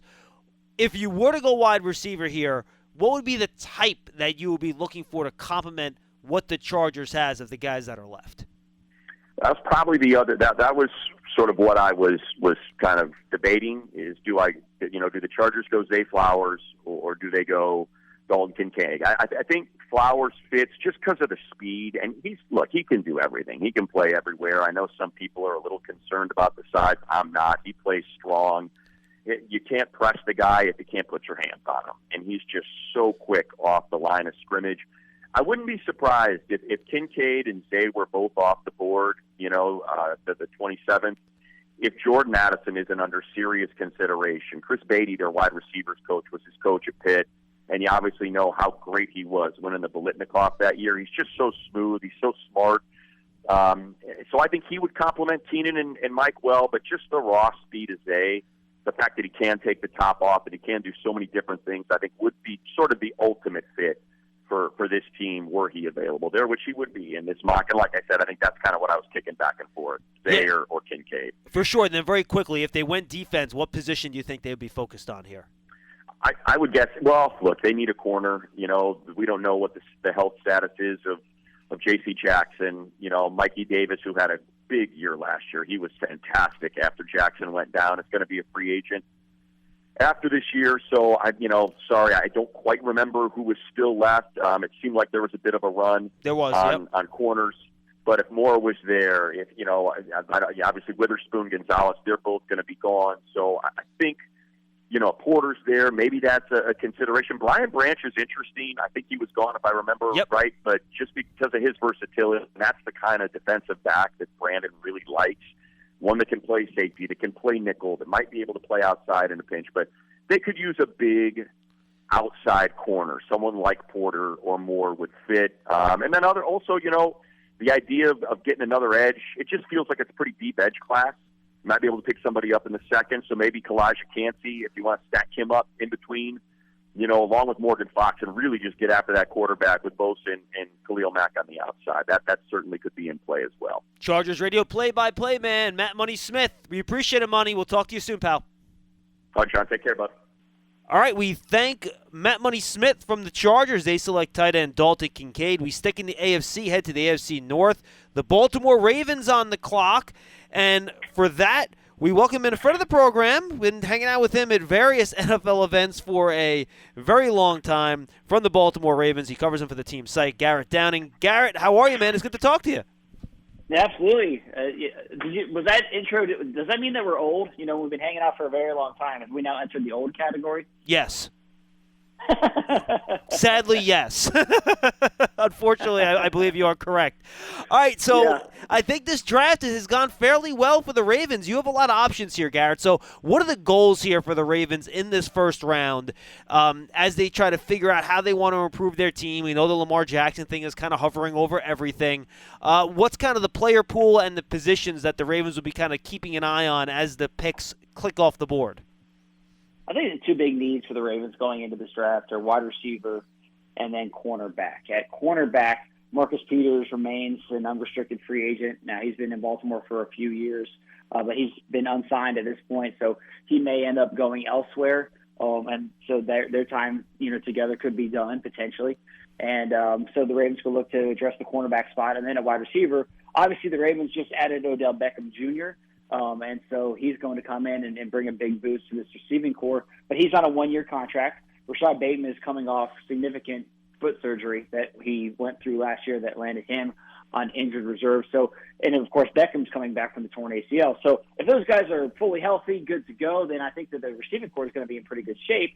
But receiver could be a move that they look to add to the, from a depth standpoint in the short term, and then also in the long term to have somebody who they feel like could be a number one wide receiver to potentially pair with Bateman, and who knows where things go with Beckham in the long term. But, I think that those are the two main positions, cornerback and wide receiver, that I would say that the Ravens are most likely to address in the first round. Yeah, and only 3 cornerbacks off the board here. Guys like Deonte Banks still there. Guys like Emmanuel Forbes still there. And then a wide receiver, just one in Jackson Smith and Jigba, Garrett. So why don't you make the pick? Representing the Baltimore Ravens, who do you select?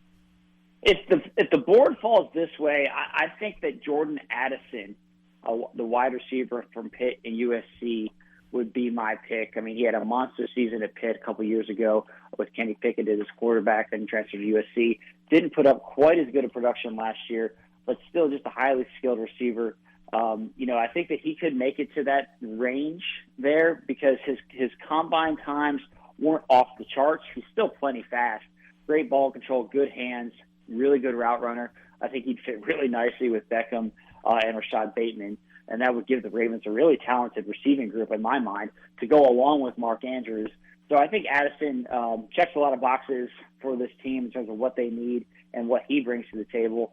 Deonte Banks is somebody you mentioned at cornerback. I would have thought think long and hard about him.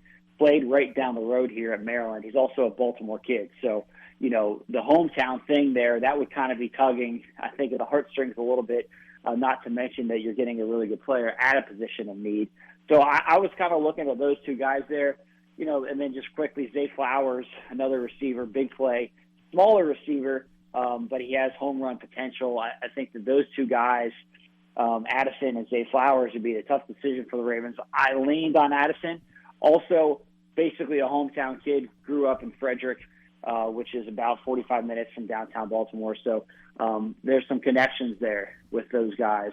But, yeah, I leaned Addison on this one based on how the board fell in your draft. Garrett, good stuff, man. We appreciate the time. Great information. For your sake, hopefully we get some kind of answer on Lamar Jackson sometime soon. Enjoy the rest of your offseason if you can, and good luck the rest of the way, pal. All right, thanks for that. Have a good one. All right, we thank Garrett Downing from the Baltimore Ravens. They go with Jordan Addison, wide receiver from USC, debating between wide receiver and corner. They go receiver. And now we go to the Minnesota Vikings. So I know some people have mock players at both those positions to them. And to select for them at 23rd overall, we bring in Arif Hassan. He's an NFL reporter and does a lot of Viking stuff for The Athletic. Arif, John Schmeelk here. Appreciate you joining us. You know, the Vikings and Giants met in the playoffs last year. Giants won a one-score game, something the Vikings have been very good at doing all year long. What are the goals here for the Vikings? Is this the beginning of a reset? Are they trying to build? What are the goals here for the Vikings with this first-round pick, and what are the positions and kind of player pool they'll be looking at? Well, generally speaking, I think the Vikings would want to look at wide receiver and cornerback, like you mentioned, but they're going to be open to opportunities if they arrive, which is kind of what I hope to do here. You know, if a premier edge rusher falls, I'm certain that they would want to take advantage of that. If a premier inside defensive lineman falls, they'd want to take advantage of that. But I think, plan A is probably to figure out how to get more draft capital. They only have 5 picks in this year's draft. Plan B is to kind of fill out that receiver room and that cornerback room especially. So, players like, Cam Smith and Deontay Banks, if one of those top 3 corners fall, players like Quentin Johnston, players like Jordan Addison who just went off your board, those are all going to be in play, especially because they're going to be running a little bit more 2 wide receiver sets, and so maybe they don't want those slot guys, and there's a ton of slot guys in the draft. Yeah. So if, one of those bigger outside receivers falls, it might be pretty tempting knowing that it would be really difficult to find that kind of position later on in the draft. All right, so why don't we make the pick, and then I'll ask a follow-up question here. With the 23rd overall pick for the Minnesota Vikings, Arif Hassan from The Athletic selects Will Levis, quarterback Kentucky. I love it. Yeah, I mean, I didn't expect him to fall this far, and so I didn't really think about, writing him up or talking about him too much. But, I looked at the board that you sent me about who had gone off the board. I paid attention to, the next couple of picks, and, I was kind of flabbergasted. I mean, this is a guy that a lot of people were mocking in the top 10 as a top 4 quarterback in this year's draft. I know a lot of people have reservations, and that's totally fair, but the Vikings don't have Kirk Cousins under contract next year. They turned down an extension that his team offered for $40 million a year, which, as you know, is pretty similar to the extension that Daniel Jones got. And, of course, Jones beat Cousins in the playoffs this year, but I think, it's fair to say that a lot of people are a little bit more confident in Cousins going forward. Problem is he's 35, right? I think that that's a fair market deal, but it looks like the Vikings are trying to find ways to be both competitive now and set up for the future. And I think that this is a really great way to set up for the future, maybe use picks later on in the draft that'll allow them to address that cornerback and wide receiver position that they're a little bit concerned about. But, I mean, this is a guy that, for a lot of teams, might be able to start right away. He's played 2 years in an offensive system that very much matched the NFL. His huddles were exactly the same as West Coast offense huddles in the NFL, pretty rare in college, and there is some seasoning to do. I mean, he has to make sure that he makes the right decisions. He pushes a little bit too often, throws a couple too many interceptions, but I think, the ability to kind of sit behind a methodical quarterback like Cousins will allow him to kind of learn that skill set as he continues to build on the things that make him so good. Really great arm, really great improvisational capability, really aggressive player, really, confident in the exact system that the Vikings run. And so I think that, a play-action-heavy offense like this would be perfect for him in the long run. All right, just one quick follow. And by the way, just for the record, I asked follow-up questions to the Seahawks, Bucks, Commanders, Patriots, and Titans about, really? No quarterback guys? So you aren't the only one, and the Seahawks, by the way. So real quick, if you didn't go quarterback here, the value at corner and receiver, if you had to choose between the Bankses and the Quentin Johnsons, where would you have went with the Vikings? Yeah, I have such a draft crush on Deontay Banks. I think me too. Yeah, I think he's up there with that top 3, honestly. I think me too. He's really good. Yeah, his athletic testing was through the roof, but I mean, more important than any of that, or his length, or any of all that, is just how smart he is, how well he plasters to some of the top receivers in the country. I mean, he just does such a great job of understanding what offenses want, what receivers want. He knows where the ball is. I know his interception numbers aren't up there, but you just watch him on film, and he is hyper-aware, hyper-smart, super instinctive. I mean, he's everything you kind of want in a corner. He just doesn't have the same production profile as some of these guys. So he's a guy I'd go after. I do like Quentin Johnston a lot. I think if Banks is off the board, if there's no quarterback available and they go for Quentin Johnston, I'd like him there. When he was getting like top 10 talk, I was a little bit, I don't know that he's the route runner for that. I don't know that he's got a complete route tree. I was a little bit, but at 23, I think that's a great pick, So there are a lot of options available here for the Vikings. Arif, great stuff. Maybe we'll touch base next week, talk about your consensus board that you put together each year, which I think is a great tool for people that pay attention to the draft. We appreciate you making the pick for the Vikings. We'll talk to you soon, all right? Thanks. Look forward to it. Great. Arif Hassan from The Athletic. Now let's go to the next selection, the Jacksonville Jaguars with the 24th overall pick. I think this is the third year Mike DiRocco from ESPN has joined us.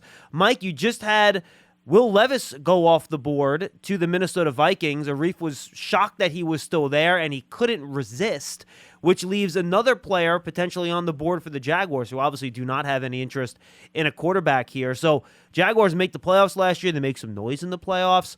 What are your main positions and player pool, players of need that you're kind of looking for at the spot for the Jaguars at 24? Well, their number one need is bolstering the pass rush. It was not very good last year. No one's really quite sure what Trayvon Walker is going to be yet. And Josh Allen, who was the 7th overall pick, I want to say in 2019, he's just a guy at this point. He's not developed into the elite rusher that they had kind of hoped he would. So, he's a 6-7 sack a year guy. And look, you compete in the AFC, okay? So you've got to deal with Mahomes and Jackson and Josh Allen and Burrow and Herbert. And it's a long list. You've got to get to the quarterback, and they just don't do it very well. So that's their number one need. Right after would be corner. They need to find that third corner, a guy that they could put, in the slot if needed. So those would be their top two. But edge rusher, if they aren't any better at rushing the quarterback this year, then they're not going to get any further than they did last year. I mean, Pat Mahomes had the bad leg and they never touched him. So that's got to change. No thought here going offensive side of the ball? You could argue for a tackle and you could argue for a tight end, but I guess the tight end class is regarded as pretty deep. Yep. So maybe make that a later priority. They have a guy on the roster in Walker Little that can move right over to right tackle. That's what they drafted him to be. And they signed, a couple of veteran guys that can play some swing tackles. So, I think they're okay there. And at tight end, like I said, I think they're okay there. I mean, Evan Ingram is probably not going to sit out. I know he hasn't signed the franchise tag yet, but I can't imagine him leaving $11.4 million on the table. So I think they'll be okay there at that, in terms of the frontline guy at this year. And, I just think it has to be defense. All right, let's make the pick here with the 24th overall pick in the Giants Huddle podcast mock draft. The Jacksonville Jaguars, represented by Mike DiRocco from ESPN, selects Will McDonald, edge rusher from Iowa State. He may not be the biggest guy at 6'4", 240, but he's explosive, and he had a lot of production at Iowa State. 34 sacks and I think 48 career games.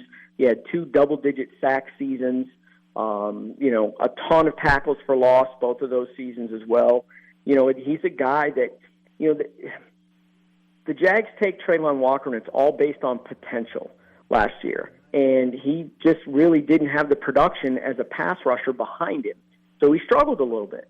But with McDonald, he's got that production behind him. He's got the athletic traits that you need. He's long and he's athletic and he's quick off the ball. And he's a guy you really have to be a little bit stouter against the run. Yeah, he's probably going to have to get stronger, after his first season. But, look, get to the quarterback. That's the most important thing for this defense to start doing, and he will help them. How tempted were you to take Deonte Banks there? Because he's the guy to me that kind of has the siren on his head like, ooh, he's still on the board. Yeah, I just think that the pass rush edge, this guy is too good to pass up. I really do think that, Trent Baalke, the GM, he loves the big guys. And I think if there's a tie with a big guy and a not big guy, he's always going to go with the big guy. So that's kind of why I'm going with McDonald. Now, look, Will McDonald's dynamic. You'll love his spin move, man. He has this inside spin move. It is nasty. Mike, we appreciate the time, man. Thanks so much for joining us again this year. We'll talk to you soon. Okay, thanks a lot. Mike DiRocco, ESPN, for the Jacksonville Jaguars. They select Will McDonald, edge rusher out of Iowa State. All right, we're going to be joined by Paul Schwartz from the New York Post for a second. We'll talk about the Giants. We'll make the pick. We'll talk about where we're at heading into the last couple rounds. Let me reset what's happened in the draft very quickly here. Panthers, first overall, Bryce Young. Texans, second overall, C.J. Stroud. Arizona Cardinals, third overall, Will Anderson. Indianapolis Colts, fourth overall, Indianapolis Colts. They select Anthony Richardson. Fifth overall, Seattle Seahawks select Jalen Carter. Sixth overall, Detroit Lions select Devon Witherspoon. Seventh overall, Las Vegas Raiders select Christian Gonzalez. Eighth overall, and the Falcons select offensive lineman Peter Skoronski. Ninth overall, Chicago Bears, annoyed Skoronski's not there, select Darnell Wright. Philadelphia Eagles at 10, Tyree Wilson. 11, Tennessee Titans, Paris Johnson, offensive tackle. At 12, Houston Texans, wide receiver Jackson Smith-Njigba to pair with C.J. Stroud. 13th overall, the Jets select offensive lineman Broderick Jones. At 14th overall, the New England Patriots, from courtesy of Mike Reese from ESPN, selects Nolan Smith, edge rusher. At 15, the Green Bay Packers, they select Lucas Van Ness, defensive lineman from Iowa. 16th overall, the Washington Commanders select Brian Branch, safety/slot corner from Alabama. 17th overall, the Pittsburgh Steelers select Joey Porter Jr., cornerback out of Penn State. 18th overall, the Detroit Lions select Bijan Robinson, running back out of Texas. 19th overall, the Tampa Bay Buccaneers select Anton Harrison, left tackle. Seattle Seahawks at 20, they select Brian Brzee, defensive lineman out of Clemson. At 21st overall, Los Angeles Chargers, they select Dalton Kincaid, tight end out of Utah. 22nd overall, the Baltimore Ravens select Jordan Addison, wide receiver out of USC. The Vikings at 23 cannot resist the temptation of strong-armed Will Levis. And then at 24, the Jacksonville Jaguars, they select Will McDonald, pass rusher out of Iowa State. Now we bring in the man of the hour, who Giant fans have listened through probably an hour of this or so to get the pick from, and that is the one and only Paul Schwartz from the New York Post. Mr. Schwartz, how are you? I'm trading out of the first round. Talk to you guys next week. See ya. In all seriousness, Paul, with the way this board is dropped, how much would you be working those phones to try to move back and get some extra draft capital? Well, they have 10 picks. They don't need more picks. But, I think if the board happens exactly the way this happens, the way the first 24 picks, I could see Joe Schoen. If someone wants to come up to 25 and they're really, really hell-bent on somebody, I could see him dropping down a little bit, maybe getting an extra pick on day 2, something like that. I think there would be some options here for the Giants, certainly. I'd be surprised if there was one guy that they were absolutely positively circling, the way your board fell. And, as long as there are options there for Joe Schoen, I think he might do it. I really do. Joe Schoen, I think, is a long game kind of thinker. I'm with you, Paul. All right, so let's look at the Giants roster before we start talking about prospects actually in the draft.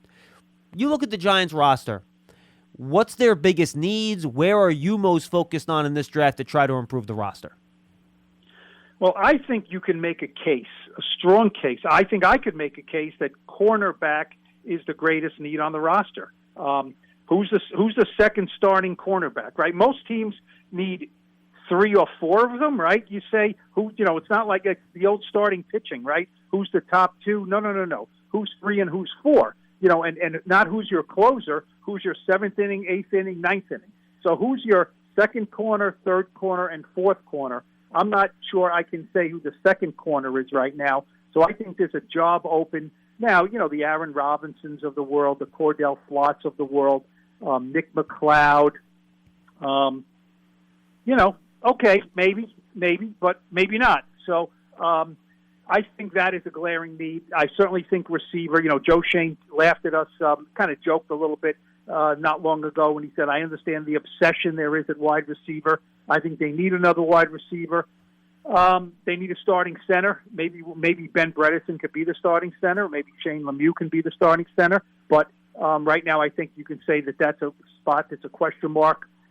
They need a defensive lineman. They don't need a starting defensive lineman. They need backup help there. I think those are the major hot button points there. Do you feel like, based on what Joe Schoen has told us about building rosters and premium positions, that he would take a center with their first-round pick? I don't. No, I don't. I mean, look, now, do they have the kid from Minnesota as their 15th best player in the draft? I don't think so, but they could, right? They could, certainly. But I don't think the way you build a roster. I don't. Look, he signed John Feliciano last year for low money, and he ended up being the starting center. We've seen Sean O'Hara be a starting center for a Super Bowl team. He was picked up off the scrap heap, basically, and was a terrific player, was an undrafted player. So, no, I would be surprised. Now, I wouldn't be surprised on day 2 if they pick a center. Wouldn't expect it, but I wouldn't be surprised by it. But I'd be surprised if they picked a center with number 25. I completely agree. All right, let's talk about some of the prospects here, Paul. I know you're not a draftnik, but at this point you have done a ton of work on some of the guys the Giants could be interested in. Who are some of the guys where you look at the guys remaining on the board and you're like, all right, that's like a big flashing red light that says the Giants will be looking at this guy? Well, there's 2 receivers, right? I mean, I took a quick look at your board. There's 2 receivers. There's Quentin Johnston of TCU and Zay Flowers of Boston College are still available, correct? Yep, correct. Right. And Hyatt from Tennessee is still available. Yep. As expected, the cornerbacks came off pretty quickly. Now, Emmanuel Forbes from Mississippi State is still around, right? Yeah, and so is Deonte Banks. So is Deonte Banks. I think those 4 guys we just mentioned, I mentioned, and you corroborated. I think those 4 would have to be in the discussion. I don't know what order they would be. Mm-hmm. Let me think. The Minnesota John Michael Schmitz. Center. Yeah, John Michael Schmitz. Now let's not put him at 25. So I would say no. Although I think he was a heck of a player, and you'll mention all these guys. If you say which of the guys we just mentioned could you put in and start day 1, it's probably Schmitz. Certainly, possibly it's Schmitz. Certainly. Yeah. So. But I just, like you said, positional value, I don't see that. So I think that group, I wouldn't be shocked if look, this past several years, John, it was much easier, right? You had 5 and 7. You had, you had 3, you know what I mean? If we couldn't get 10, 5 or 6 names and be right on one of them there, we were in bad shape. Now I could give you 4 names and I think I could be wrong on all 4. But I think cornerback and receiver, that's what I would bet would be at number 25. That's my thinking right now. Unless there's an edge rusher that they love that I don't know about, that they just say no, that's a position of great value. We're just taking them. Yeah, and that's where I was going to go with my follow-up before you made your pick here, Paul. Joe Schoen has talked about the need to improve depth on the defensive line. After Dexter Lawrence, Leonard Williams is on a 1-year contract. Azeez Ojulari has had some injuries. Kayvon Thibodeau obviously had a strong rookie year, especially the way he closed it. So guys like Miles Murphy is still on the board here. I'm not sure if that gets you excited. But guys like Nolan Smith and Lucas Van Ness are gone, and I don't think they'll be there on draft day either. Do you think maybe like a bigger defensive lineman like a Kalijah Cansey, he's there? If you want a plugger like Mozzie Smith, he's on the board. Do you think any of those guys are good enough where you would think it would make the Giants pass up a wide receiver or corner? Because I don't think so. I don't think so either. I think the only guy you mentioned that I think possibly is Cansey. Now, we do have to look at this, right? We have to try to look at this the way Joe Schoen and Brian Daboll and, their personnel people are looking at it. And they look at it, they're not looking at it for 2023, who helps us. Of course. That's part of it. But so, is there a possibility that Leonard Williams is not on this team in 2024? Sure, right? Absolutely. Sure, it's a possibility. He's got a massive cap number. He's a good player, really good player. They like him a lot. The previous regime signed him to a massive contract, and he missed some games this past year. Is that a red flag, or was it just that he missed some games? So, you could draft a guy like Cansey and say, well, I could ask, well, what are you doing? He's just going to be in a rotation. Well, he'll be in a rotation. He'll play 30, 40% of the snaps this year. If one of those 2 guys goes down, Dexter Lawrence or Leonard, we can plug him in there. And then next year, he'll probably be a starter alongside our, $90 million contract guy, Dexter Lawrence. Okay, that makes sense to me. That makes sense to me. But I probably won't go there with my pick, though. How important, and will it sway them to try to help Daniel as much as they can if they're sitting there and they're looking at a wide out, they're looking at a corner, and they have relatively similar grades? How much is we want to help Daniel since we just invested so much in him going to dominate that conversation and decision-making process, do you think? Well, I don't think it's exactly like you say, where they sit around and say, okay, guys, how do we help Daniel? You have to look at who's making the decision, right? Brian Daboll, he wants to throw the ball, right? I mean, we were all shocked last year when they ran the ball so often. That is not his pedigree. He did what he needed to do to win games. At the end of the year, Paul, when things started going better, what did they do a lot more of? They threw it. They threw it. Now, they ran it too much with Daniel. They ran it too much with him, and that helped him get some more money in his contract. But I don't think they want to do that, a heavy-duty dose of that. That's a recipe for getting hurt. I know Joe Shane saw that with Josh Allen. He got hurt early in his career because he was running all the time. Joe Shane has said to me, we always told him you need to run more prudently. You need to run more smartly or just run less. It's hard to tell those guys to do that. They want to get every first down. That's the same thing with Daniel. So it's not so much we need to help Daniel. It's like, how do we help us win? We want to throw it more. We want to be more explosive. We want to get down the field. We've committed all this money to Daniel Jones. Now, for Pete's sake, let's use them the way we want to use them. We could have paid someone a lot less money to hand the ball off a lot more. Let's get it and throw it, and I think that's what they're going to be motivated as long as the board matches up. All right, well, let's see if it does. With the 25th and final pick, thank God, in our 2023 Giants Huddle Podcast Reporter Mock Draft, Paul Schwartz from the New York Post selects. What time did you start this draft, by the way? 2 days. I've been doing it for 2 days, so I am ready for it to be over. But I love doing it. It's a great process, but it is a pain in my rear end, Paul, and I'm happy you're the last person I'm talking to get this pick in. And I'm going to pray now for the 36 hours between now and when we post it, trades don't happen. Because at this point, I'm not redoing anything, and it's going up the way it is. Well, you know what? I just hopped on here. I haven't invested 2 days in this, so I got like another 90 minutes of content I'd like to talk about before I make my pick. I am shaking my head, and so is Pearson, our producer. So, no, you're going to make the pick now. Your time on the clock has reached 0, and the Cowboys are ready to turn it a card, so you better make your pick. I better. Well, it's like the pitch count. You just charged me a strike here, right? I did, absolutely. Okay, with the pick number 25, the New York Giants select wide receiver Zay Flowers of Boston College. I think he's a terrific player. Now, do I love picking a 5'9" receiver at number 25? I do not. But I think this guy is, and also I'm a little worried about duplication with Wan'Dale Robinson, but this guy is electric. He's very productive. From what I hear and read, he is an incredible competitor, self-starter, no red flags. Great kid, too. He can return punts, okay? So you say, okay, maybe Wan'Dale's ahead of him now. Sterling Shepard is coming back. We all love Sterling. Will he make it back? We don't know. Will he be on the team next year? We don't know. Will he be on the team this year? We don't know. Wan'Dale is coming off an injury. We hope he's okay. This guy is a slot receiver. This guy can run jet sweeps. He's not small. He's just short. He's 5'9". He's not tall, but he's got stature to him. And I'm thinking back to Brian Daboll, like he said.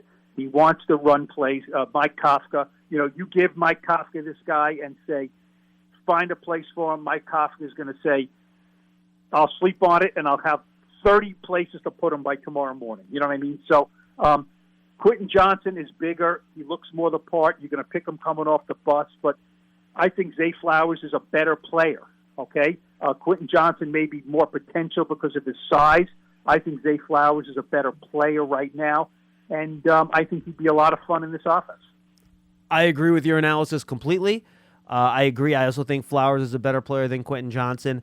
I want to get back to the duplication thing, Paul. Do you think? And look, you talk to the front office and the coaching staffs. You tell them what you want out of wide receivers. The first thing they say is, we want guys that can separate, right? Which means you want route runners and guys that are fast. And Flowers checks both those boxes more so than Quentin Johnson, right? But how do you think Flowers and Wan'Dale Robinson, to the point you made at the beginning of your explanation there, do fit together whenever Wan'Dale is recovered from that ACL injury? I'm not sure. I'm not sure. They also want versatile guys, right? They want guys like, and I don't know if Quentin Johnson is the versatile guy. You know, you can line him up. You know. I think Zay Flowers, you can line up. I think he could be an outside receiver. I do. I think he's more suited to the slot.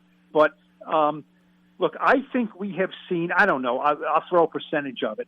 We've seen 40% of what Daboll and Kafka want to do. Would you think that's fair, considering the limitations last year? You know. Maybe some offensive line personnel. Yeah, I say half. You know, having, half. What picking up Isaiah Hodgins late in the season, and then he's your number one receiver. You know what I mean? These are all things that worked against creativity. Kenny Galladay bust. Kadarius Toney, bust, hurt, traded. I mean, these are all big problems here. Big problems. So. I don't know, and I would think if I sat down with Kafka and Daboll and said, look, tell me why or why not Zay Flowers and Wan'Dale Robinson are not duplications.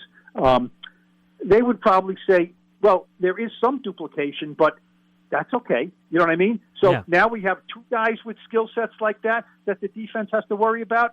We're not going to line them up right next to each other and have them run the same route. One guy's a slot on one side, one guy's a slot on the other side. One guy's a slot, the other guy's outside. He comes in motion. I mean, I think there's a lot they can do with both of them.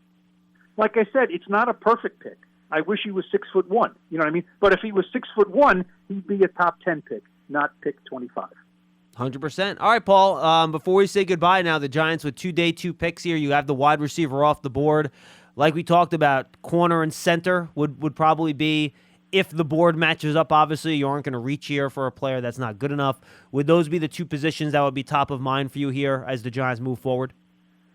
Well, I think defensive line, as you mentioned, depth, I would not discount defensive line there. I don't know about center. If Joe Tippmann from Wisconsin is there, they just say, we're taking him. He's a high day two guy. We're taking him. He can, battle for a starting spot. They're going to have to say, does Joe Tippmann give us a lot more than Brent Bredesen does or Shane Lemieux does, to make him our second round pick?